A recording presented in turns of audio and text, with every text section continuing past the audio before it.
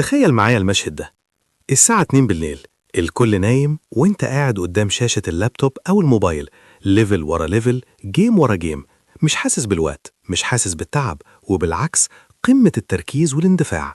فجأة تفتكر إن عندك امتحان الصبح، فتفتح الكتاب 5 دقايق بالظبط وبتبدأ تحس إن جفونك تقلت وعقلك بدأ يهنج وعايز تقوم تعمل أي حاجة غير إنك تبص في الورق ده. السؤال اللي بيطرح نفسه: ليه عقلنا بيقدر يركز 6 ساعات في بابجي أو ماريو وما يقدرش يركز 20 دقيقة في درس كيمياء أو إنجليزي؟ هل العيب فينا ولا في الطريقة؟ النهاردة هنفك الشفرة دي وهنحول مذاكرتك للعبة ممتعة من خلال 3 أسرار. يلا بينا. 1. لغز البروجرس بار، شريط التقدم. في أي لعبة بيبقى فيه خريطة واضحة. انت عارف انك دلوقتي في الليفل 1 وعشان تروح لليفل 2 لازم تجمع 100 نقطة. عقلك هنا بيبقى مرتاح لأنه شايف النتيجة قدامه لحظة بلحظة. لكن في المذاكرة انت بتفتح كتاب التاريخ مثلا وبتحس انك غرقان في محيط ملوش آخر، مش عارف انت خلصت كام في المية وفاضلك قد ايه عشان تختم المادة. الخوف من المجهول ده هو اللي بيخليك تزهق. الحل: حول منهجك لليفلز. ما تقولش هذاكر فيزياء، قول أنا دلوقتي في ليفل 1 درس السرعة، وأول ما تخلص حل 10 مسائل عليه اعتبر نفسك فتحت الليفل اللي بعده.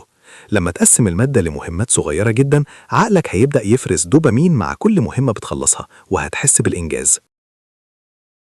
2. قانون الريسبون، إعادة المحاولة.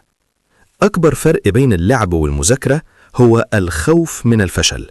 في اللعبة لو الكاركتر بتاعك مات بتدوس try again وبترجع تجرب تاني بذكاء أكبر، مفيش عقاب.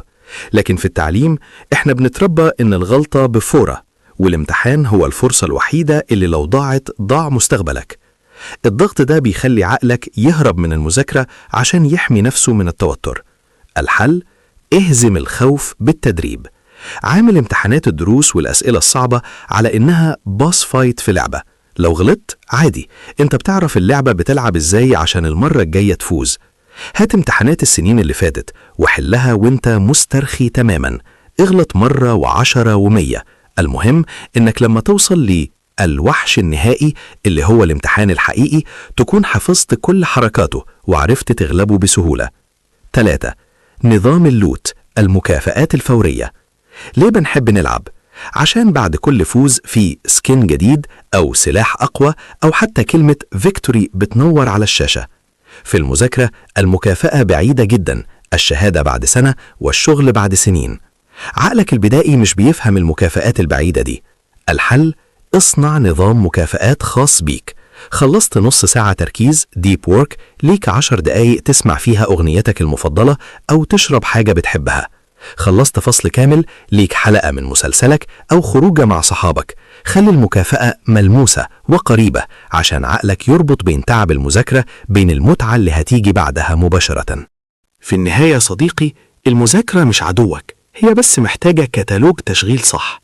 لو طبقت الخريطة الواضحة وشلت الخوف من الغلق وكافئت نفسك بذكاء، صدقني المذاكرة هتبقى أمتع بكتير مما تتخيل. الخلاصة: قسم مادتك لمراحل، اتمرن كتير واغلط عشان تتعلم، كافئ نفسك فورا. جرب النهاردة تتعامل مع أول درس يقابلك كأنه مهمة في لعبة، وارجع قولي في التعليقات حسيت بفرق ولا لأ. لو عجبك الفيديو ما تنساش تشاركه مع الجيمر اللي زيك وعايز ينجح. سلام.